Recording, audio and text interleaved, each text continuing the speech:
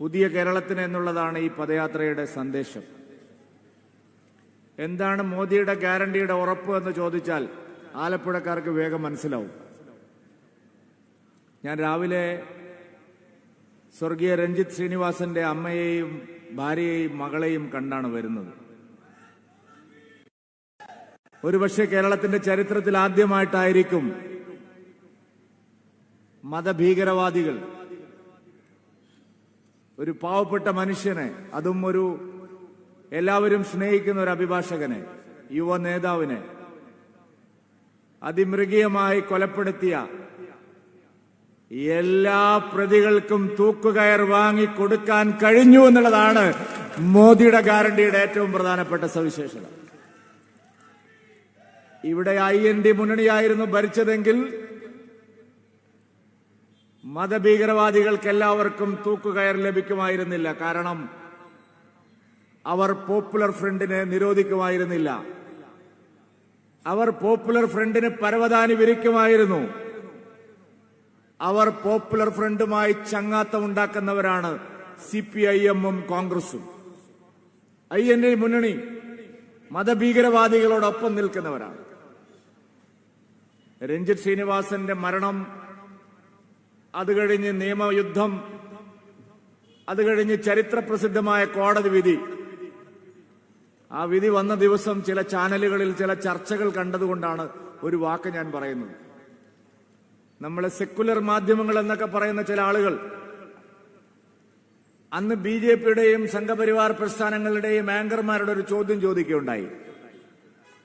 എന്താണ് അവർ ചോദിച്ചത്? ഇതൊരു പ്രത്യാക്രമണമായിരുന്നില്ലേ എന്ന്. പച്ചക്കള്ളം ഇങ്ങനെ എഴുന്നള്ളിക്കാൻ എങ്ങനെയാണ് കഴിയുന്നത്?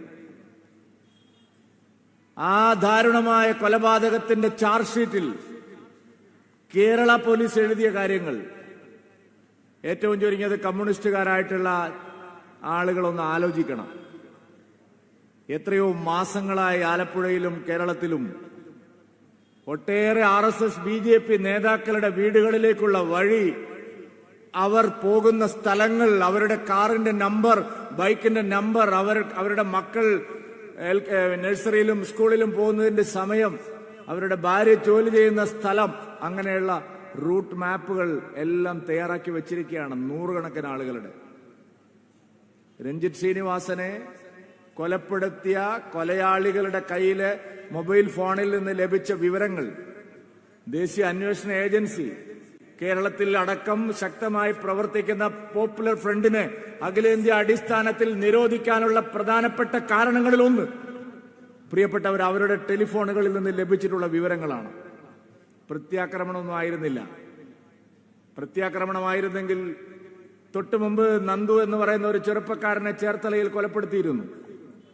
കേരളത്തിൽ എത്രയോ അനേകം കൊലപാതകങ്ങൾ, ആക്രമണങ്ങൾ മതഭീകരവാദികൾ സംഘടിപ്പിച്ചുകൊണ്ടിരുന്നു. വലിയ തോതിൽ കേരളത്തെ കലാപഭൂമിയാക്കാനുള്ള, രക്തമൊഴുക്കാനുള്ള ഗൂഢാലോചന ഇവർ നടത്തി. ആ മതഭീകരവാദികളെ കൂച്ചുവിലങ്ങിടാൻ ഇവിടെ ഒരേ ഒരു സർക്കാരേ ഉള്ളൂ, നരേന്ദ്ര ദാമോദർ ദാസ് മോദിയുടെ സർക്കാർ. മോദിയുടെ ഗ്യാരണ്ടി ഭീകരവാദികളെ അടിച്ചമർത്തുമെന്നുള്ളതാണ്. അത് കാശ്മീരിലായാലും മലപ്പുറത്തായാലും ആലപ്പുഴയിലായാലും കേരളത്തിലായാലും ഭീകരവാദികളെ തലപൊക്കാൻ സമ്മതിക്കില്ല എന്നുള്ളതാണ്. ഭീകരവാദികളെ തലപൊക്കാൻ സമ്മതിക്കില്ല. നരേന്ദ്ര ദാമോദർ ദാസ് മോദിയും അമിത് ഭായ് ഷായും ഇന്ത്യ ഭരിക്കുമ്പോൾ എന്നുള്ള കാര്യം ഈ നാട്ടിലെ ജനങ്ങൾക്കറിയാം. IND മുന്നണിയായിരുന്നെങ്കിൽ അവർക്ക് പരവതാനി വിരിക്കുമായിരുന്നു, അവരെ നിരോധിക്കില്ലായിരുന്നു. നിങ്ങൾ കണ്ടില്ലേ, കർണാടകയിൽ സർക്കാർ മാറി, BJP സർക്കാർ മാറി. 5 ദിവസം കഴിഞ്ഞപ്പോൾ അബ്ദുൽ നാസർ മദനി തിരിച്ചെത്തിയിരിക്കുന്നു. അതാണ് കോൺഗ്രസിന്റെ, മാർക്സിസ്റ്റ് പാർട്ടിയുടെ, IND മുന്നണിയുടെ ഉറപ്പ്. ഞങ്ങളെ ഉറപ്പ് അതല്ല. കാശ്മീരിൽ 370-ാം വകുപ്പ് എടുത്ത് മാറ്റുമ്പോൾ ഇവിടെ ചില ആളുകൾ പറഞ്ഞു കാശ്മീർ കത്തിച്ചാമ്പലാവും, കലാപങ്ങൾ ഉണ്ടാവും. സുഹൃത്തുക്കളെ, ഒരു ചുക്കും ചുണ്ണാമ്പും ഉണ്ടായില്ല. കാശ്മീർ ശാന്തമായി നിൽക്കുകയാണ്. ഇന്ന് കേരളത്തിൽ നിന്ന് ഏറ്റവും കൂടുതൽ ടൂറിസ്റ്റുകൾ പോകുന്ന സ്ഥലം ഏതാണെന്ന് ചോദിച്ചാൽ മരുമകൻ മുഹമ്മദ് റിയാസ് പറയും അത് ജമ്മു കാശ്മീരിലേക്കാണ്. അത് ജമ്മു കാശ്മീർ ശാന്തമായതുകൊണ്ടാണ്. എല്ലാ സംസ്ഥാനങ്ങളിലും മതഭീകരവാദികളെ അടിച്ചമർത്തിയ സർക്കാരാണ്. ശക്തമായ നിയമങ്ങൾ കൊണ്ടുവന്ന സർക്കാരാണ് മോദിയുടെ സർക്കാർ. മോദിയുടെ ഗ്യാരണ്ടി പിണറായി വിജയന്റെ ഗ്യാരണ്ടി പോലെയല്ല. പിണറായി വിജയന്റെ ഗ്യാരണ്ടി എന്ന് പറഞ്ഞാൽ ആളുകളെ പറ്റിക്കുന്ന ഗ്യാരണ്ടിയാണ്, ആളുകളെ കബളിപ്പിക്കുന്ന ഗ്യാരണ്ടി. എല്ലാം ശരിയാക്കി തരും, എല്ലാ ദിവസവും ശരിയാക്കിക്കൊണ്ടിരിക്കും. ഇന്ന് ആന ചവിട്ടി ഒരാൾ മരിച്ചു, 2 ആഴ്ച മുമ്പ് ആന വേറെ കൊന്നു. ആറളത്ത് 18 പേരാണ് ആന ചവിട്ടിക്കൊന്നത്. മന്ത്രി പറയാ കർണാടകയാണ് ഉത്തരവാദി. കേരളത്തിൽ ആന ചവിട്ടി പാവപ്പെട്ടവരെ കൊല്ലുന്നതിന് കർണാടകയാണ് ഉത്തരവാദി എന്ന് പറയുന്ന സർക്കാരാണ്